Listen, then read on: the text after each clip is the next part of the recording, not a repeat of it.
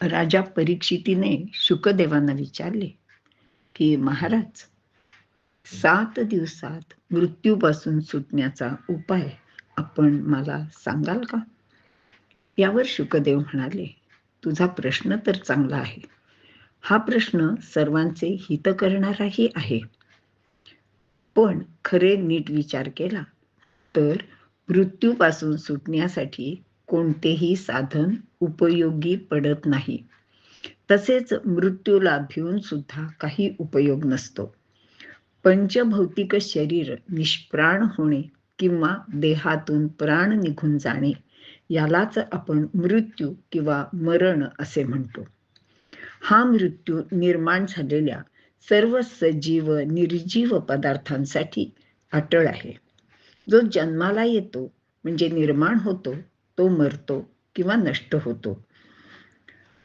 मात्र सृष्टीतील नियमाप्रमाणे आपल्या पाप किंवा पुण्याच्या हिशोबासाठी आपल्याला यमलोकात जाऊन ते पाप किंवा पुण्य भोगण्यासाठी पुन्हा जन्म घ्यावा लागतो. पूर्वजन्माचे पाप पुण्याचे फल भोगावेच लागते. तर काही जीवांचे यमलोकी न जाता परब्रह्माच्या रूपात एकरूप होतात. ते एकदा ब्रह्मस्वरूप झाले की त्यांना पुन्हा जन्माला यावे लागत नाही. म्हणजेच त्यांचे जन्म मरण संपून जाते. मात्र या अवस्थेत पोचायला अनेक जन्मांची साधना असावी लागते. अशी साधना तयार असेल तर काही अडचण येत नाही. खटवांग नावाचा राजा एका मुहूर्त मात्र कालात मुक्त झाला होता. अरे, तुझ्याजवळ तर 7 दिवस आहेत. त्यासाठी सर्वेश्वर भगवंताला शरण जाऊन आपण फक्त त्याचेच होऊन राहावे. एकदा का भगवंताचे झाले की यम म्हणजे मृत्यू आपल्याला स्पर्श करू शकत नाही. सर्वेश्वर भगवंताला शरण जाऊन त्याचे नामस्मरण करणे, भगवंताच्या लीला कथाचे श्रवण करणे, श्री हरीच्या चिंतनात सतत निमग्न असणे आणि स्वतःचा देह प्राणासह भगवंताला अर्पण करणे. अंतकाळी नारायणाची स्मृती होणे, त्याचे नाव मुखात आणि अंतःकरणात त्याचेच रूप असेल तर तू भगवंताशी एकरूप होऊन आनंद रूप होशील. दुःख, चिंता, क्लेश, भय, जन्म, मृत्यू या सर्वातून तू मुक्त होशील. राजा, आनंद हेच त्या परमपदाचे भगवंताचे स्वरूप आहे.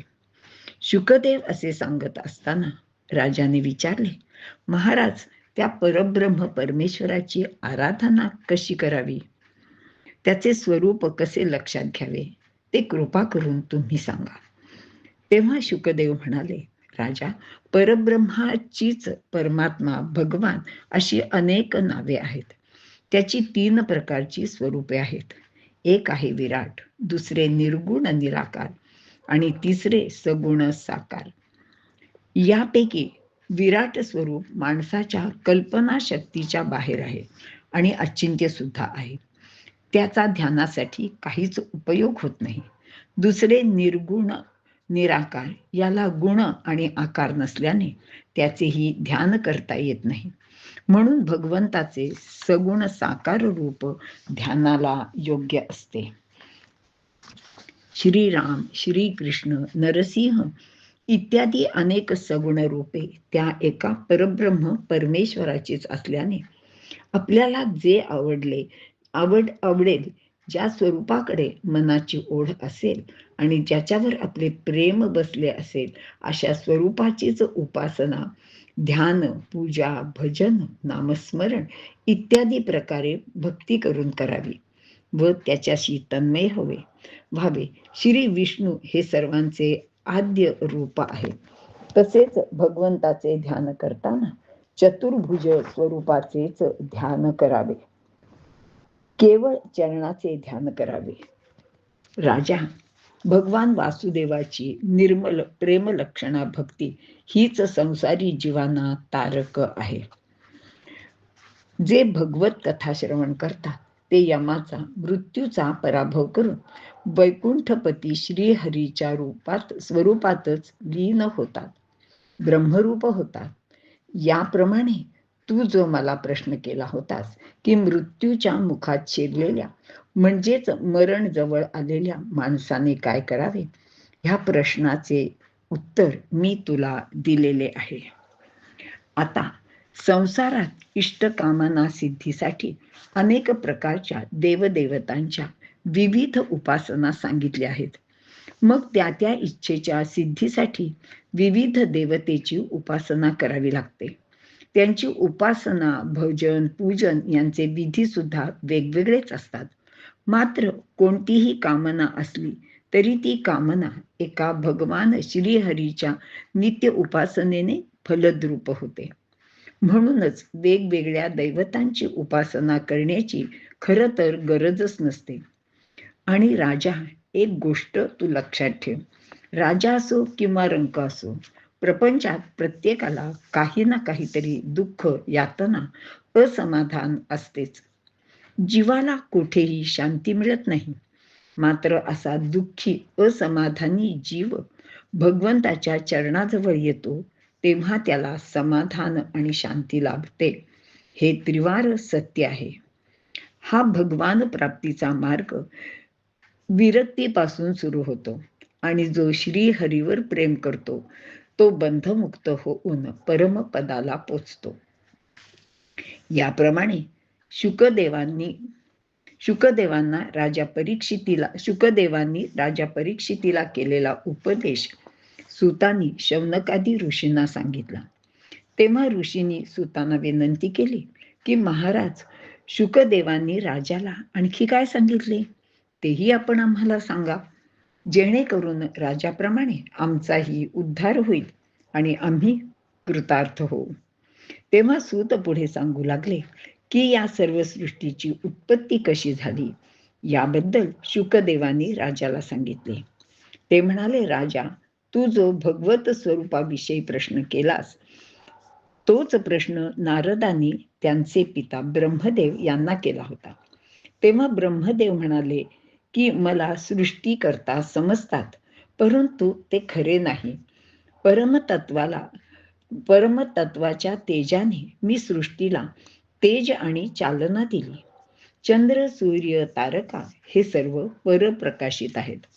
सर्व व्यापक आणि ओतप्रोत सर्वत्र भरलेले जे अव्यक्त, अचिंत्य, अनादी, अनंत, सच्चित आनंद रूप तेजोमय तत्व आहे, तेच सृष्टीची उत्पत्ती, स्थिती आणि लय याला मूळ कारण आहे.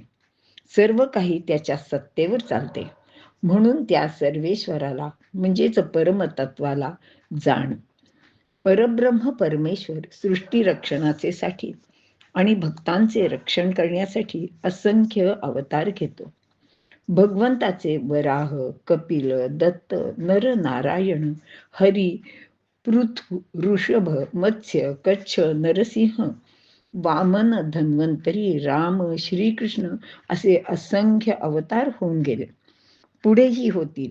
कधी तो संतांच्या रूपाने प्रगट होऊन सामान्य लोकांचे दुःख दूर करतो, त्यांना भक्ती मार्गाला लावून त्यांचा उद्धार करतो. याच्या गुणांचा व रूपाचा अंत नाही. म्हणूनच याला भगवान अनंत असे म्हणतात. भगवंताविषयी हे ज्ञान ऐकून नारदांनी ब्रह्मदेवाला नमस्कार केला व ते तेथून निघून गेले.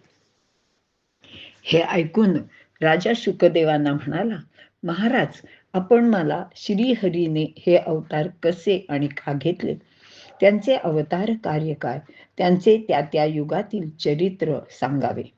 सूत म्हणतात, शौनक हो, राजाची विनंती ऐकून शुकदेवांनी त्याला भागवत पुराण सांगितले. भागवत म्हणजे जे भगवंताचे ते भागवत, किंवा जे भगवंतांनी सांगितले ते भागवत. ती भागवत कथा शुकदेवाने राजा परीक्षितीला आणि सूतांनी नैमिषारण्यात शौनकादी ऋषींना सांगितली होती. येथे श्रीमद भागवताचा 2य स्कंध समाप्त झाला. ओम नमो भगवते वासुदेवाय.